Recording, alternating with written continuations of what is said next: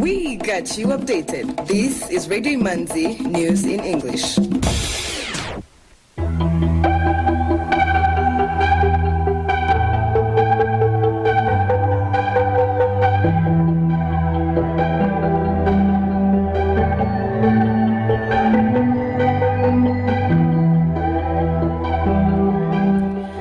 This is Radio Imanzi, broadcasting from Kigali. Here is the news in English, brought to you by Fiona Umuganwa and Mans Prince. Now the headlines. The Rwanda and Ghanaian parliaments have signed a memorandum of understanding that will enable both houses to initiate a platform for sharing best practices and connecting their people. The Rwanda Correctional Service has, for the first time, developed a curriculum that will guide adequate rehabilitation and reintegration of prisoners into their families and communities once released. The UN has warned that plans by the governments of Zimbabwe and Zambia for the development of a golf course, lodges and hydroelectric dam near the Victoria Falls will put the renowned tourist destination at risk of losing the World Heritage Site status.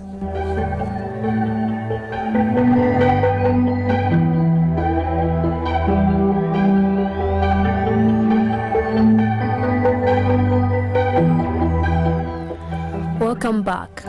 Now, news in detail. The Rwanda and Ghanaian parliaments have signed a memorandum of understanding that will enable both houses to initiate a platform for sharing best practices and connecting their people. Ghana's Speaker of Parliament, Alban Kingsford Sumana, and his Rwandan counterpart, Donatil Mukabadisa, signed the agreement as part of the activities endorsed by the Ghanaian Parliament delegation, which has been in Rwanda for a 4-day official visit. The agreement is aimed at having a formal framework for cooperation and promoting mutual interest for both sides. During their stay in Rwanda, the Ghanaian delegation held discussions with their counterparts on parliamentary democracy. They also met several heads of institutions and visited Kigali Genocide Memorial Site in Gisozi. Globally, indigenous peoples and local community organizations are receiving less than 1% of all climate funding, while African community conservation organizations are receiving approximately only 5 to 10% of private philanthropic funding invested in Africa. This is according to the report launched during the ongoing Africa Protected Areas Congress in Kigali. Manzi Prince has more on this report. The report by Malia Sali, a global organization that supports grassroots African conservation organizations that do critical work at the nexus of poverty and conservation, says that local conservation organizations to Africa struggle to grow or increase their impact because of inbuilt barriers and challenges in how they are funded. The new study, dubbed Greening the Roots, Rethinking African Conservation Funding, features interviews with close to 50 African local and grassroots conservations, climate and environment organizations and their funders.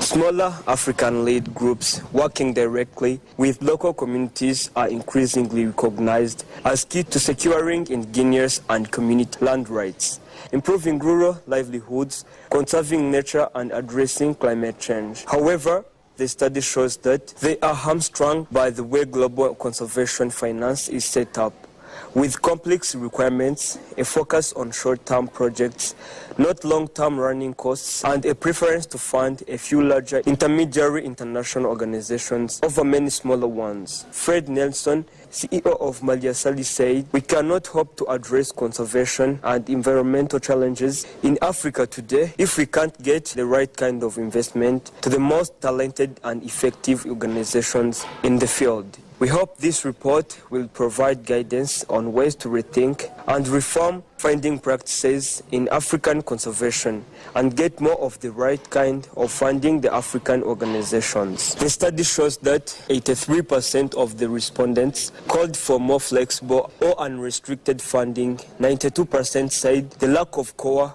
or unrestricted funding was a barrier to their success. It also shows 71% cited donors' preference for short-term project funding as a challenge, as 73% said they struggled with insufficient funding, while 52% complained of onerous proposals and reporting requirements.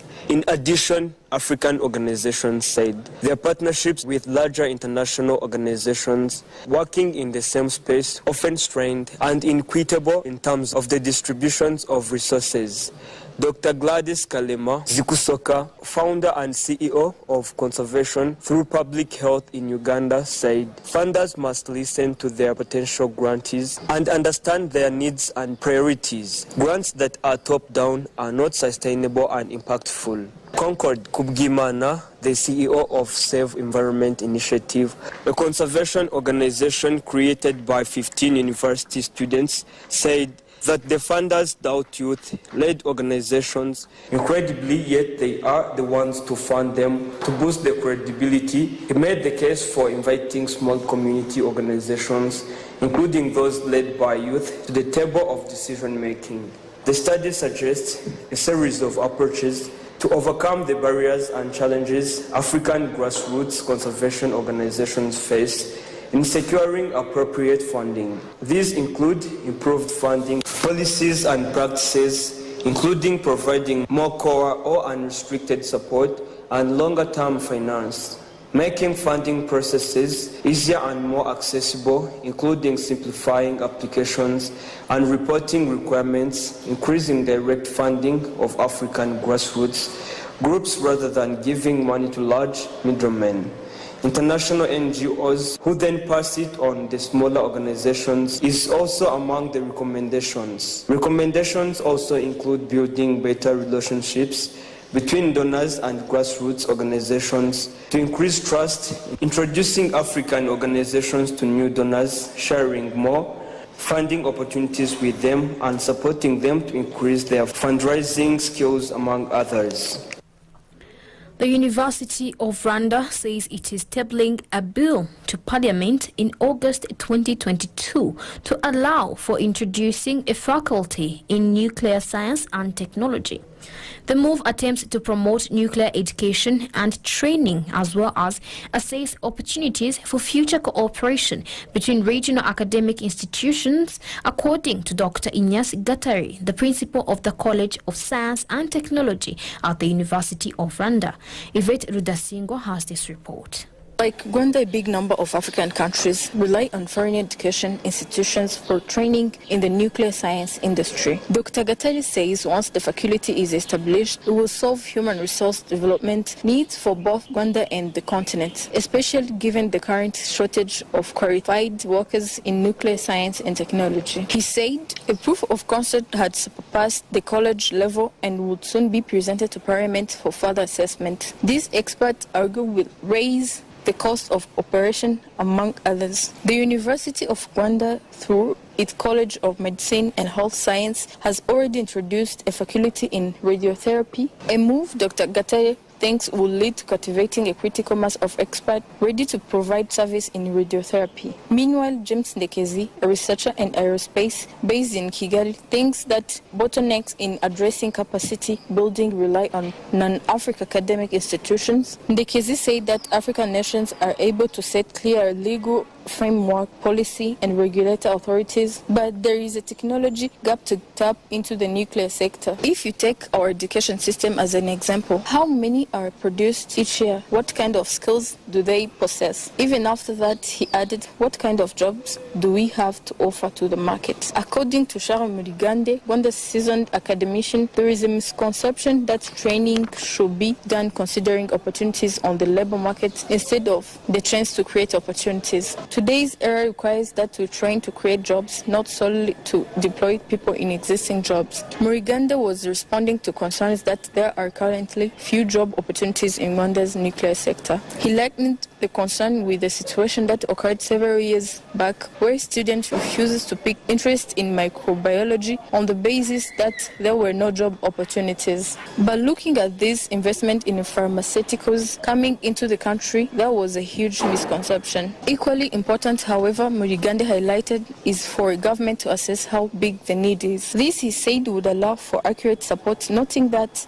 nuclear and science hold the key to the sustainable development of the continent. Rwanda seeks to leverage nuclear science and technology to promote economic growth and transforming, mainly because nuclear is seen as a noble propelling certain industries such as energy, health, security, and others. Just next month, a total of 100 Rwandans are expected to graduate in the sector. All of them were trained abroad. Yvette Rudasingwa, Radio Imanzi.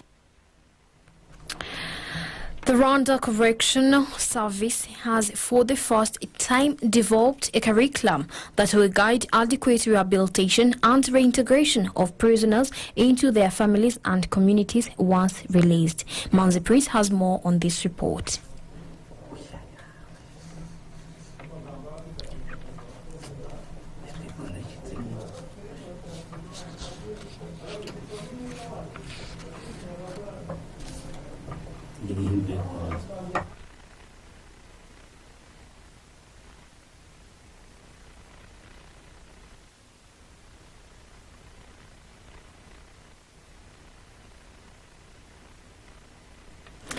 Excuse us for that technical issue. We shall come back to that story. The Rwanda National Police leadership has made new changes in the management of the police football club. The new chairman is Assistant Commissioner of Police Yahaya Kamunuga. First Vice Chairman, Assistant Commissioner of Police Bosco Danjira. Second Vice Chairman in charge of recruitment, Superintendent of Police Regis Ruzindana. And the new head coach is Vincent Mashami. The Secretary General and spokesperson of the Police Football Club, Chief Inspector of Police Obed Bikodimana, said the new management was instituted to improve the performance and competitiveness of the club. Now, the Rwanda Correctional Service has for the first time developed a curriculum that will guide adequate rehabilitation and reintegration of prisoners into their families and communities once released. Manzi Prince with more. This curriculum was developed as a response to a complex challenge of reintegrating prisoners, especially those sentenced for genocide crimes who have been under incarceration for more than 20 years. The challenges include the absence of standardized curriculum, particularly in relation to psychosocial preparation of inmates about to be released, and lack of a strong coordination framework of different actors according to baseline research conducted prior to the development to this curriculum. The existing programs are not uniformly implemented across all correctional facilities. Juvenal Muziramunda, Commissioner General of Rwanda Correctional Service, said there were rehabilitation and reintegration services. They were not coordinated and harmonized. He said that some services were not reaching all inmates due to lack of coordination. Now the curriculum will be inclusive for all inmates and all stakeholders who will be playing a role in rehabilitating and reintegrating the inmates will use the curriculum as a common guidance. The curriculum has 8 modules according to developers. These include interpersonal skills and conflict management, physical and mental wellness, career development and entrepreneurship, drug and substance abuse education, human rights and legal awareness, family dynamics, civic education and genocide ideology, as well as safe return and connection with family and society. The curriculum looks at different categories of inmates depending on types of crimes, age and sentences, which requires joint efforts and continuous improvement in the implementation. There are 13 correctional facilities and 2 works for public interest camps for inmates across the country. The facilities accommodate for 80,000 inmates, of whom 7% are women, and over 440 children that are living with their mothers in prison. Over 75% of the inmates are serving sentences that are not more than 30 years, 3.6% are serving over 30 years sentences, while 9% are serving life imprisonment. 26% of the inmates are in prison for genocide-related crimes, 17.2% for robbery, 11.4% for drug abuse, 11.2% are jailed for beating and injuring, 10% are in prison for child defilement crime, among others. About 57% of the inmates are less than 40 years old, 80% of the inmates never attended formal school, and those who tried completed only primary school. Each category of the above will be trained with particular methodology and resources. Commissioner General Muziramunda said, considering that every year a high number of inmates are released, the curriculum will ensure released inmates are reintegrated into society with good mental and behavioral status, as the community is also prepared to welcome them without stigma. The curriculum of rehabilitation and reintegration is a 5-month certificate program that will take up a minimum of 2 hours per day, depending on the schedule of the prison. Economic news is a regular feature on Radio Imanzi. Now the Rwanda Stock Exchange Market Report. Today's trading session recorded a total turnover of 52,007,600 Rwandan francs worth of bonds traded in 2 deals on the fixed income market and 265,000 Rwandan francs from 1,000 Bank of Kigali shares traded in 1 deal on the equities market. The equities counters closed with Bank of Kigali at 265 Rwandan francs. I&M Bank at 43 Rwandan francs, Brergwa at 160 Rwandan francs, M10 Rwanda at 177 Rwandan francs, Simirgwa at 120 Rwandan francs, Equity Bank at 440 Rwandan francs, Kenya Commercial Bank at 370 Rwandan francs, National Media Group at 1,200 Rwandan francs, Utrumi Supermarket at 104 Rwandan francs, and RH Buffalo closed the counter at 526 Rwandan francs as the market closed. The currency market review of today. The Kenyan shilling buying price was 8.5 Rwandan francs and the selling price was 8.7 Rwandan francs. Tanzanian shilling buying price was 0.43 and the selling price was 0.44. Ugandan shilling buying price was 0.26 and the selling price was 0.27. Burundian franc buying price was 0.49 and the selling price was 0.5.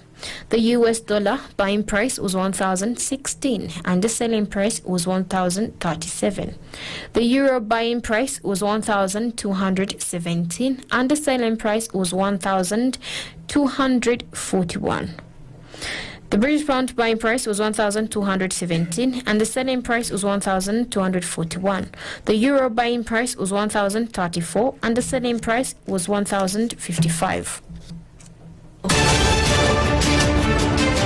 Some items of international news on Radio Imanzi.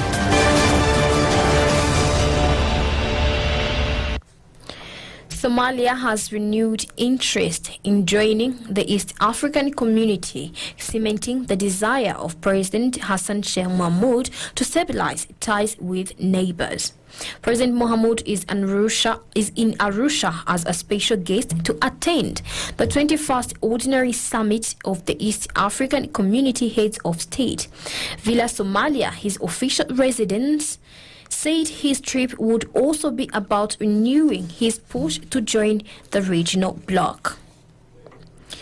Ugandan President Yoweri Museveni has reiterated his stance on government interventionism, be it cutting taxes or subsidizing certain products. The president still favors a laissez-faire attitude. In a presidential address, the president said, if you subsidize, first of all, you mislead people. They think that things are normal and they don't save, and you start depleting your foreign reserves. He added that when you subsidize, people will continue buying more and more and more because you create an artificial comfort. The cost of food and imported raw materials have been rising due to the surging price of petroleum products, exacerbated by global supply chain constraints following the war in Ukraine. The annual inflation rate in June reached 6.8%, coming from 6.3%, according to figures published by the Uganda Bureau of Statistics. Speaking to the press, the Director of Economic Statistics, Aliziki Dubega, explained the rise was due to prices of commodities which are under core inflation. The UN has warned that plans by the governments of Zimbabwe and Zambia for the development of a golf course, lodges and hydroelectric dam near the Victoria Falls will put the renowned tourist destination at risk of losing the World Heritage Site status. A report composed by officials of the United Nations Educational, Scientific and Cultural Organization who visited the site for 5 days cites the inconsistency in the use of precise boundaries and buffer zones with regard to plans by authorities in Lusaka and Harare. The Unesco team has also called for a halt to the building of a 300-bed hotel complex on the Zambian side. It also comes after the Zimbabwean government announced plans to intensify efforts to lure investors by developing infrastructure with the end goal of achieving city status. Featuring a unique rock structure, Victoria Falls is the world's largest sheet of falling water. It earned its World Heritage Site status in 1989. The paper adds that a lack of full transparency about ambitious projects on either side of the Zambezi River, which feeds the falls, is fueling local rumors of corruption. The International Vaccine Alliance, Gavi, has invited countries to apply for financial support to roll out the malaria jab, particularly targeting young children in Africa. The WHO endorsed the vaccine last fall as a historic breakthrough in the fight against malaria, but the Gates Foundation told the Associated Press this week it will no longer offer direct financial support to the shot, although it will fund in alliance backing the vaccine. Some scientists say they are mystified by that decision, warning it could leave millions of children at risk of dying from malaria, as well as undermine future efforts to solve intractable problems in public health. And with that, we come to the end of tonight's edition.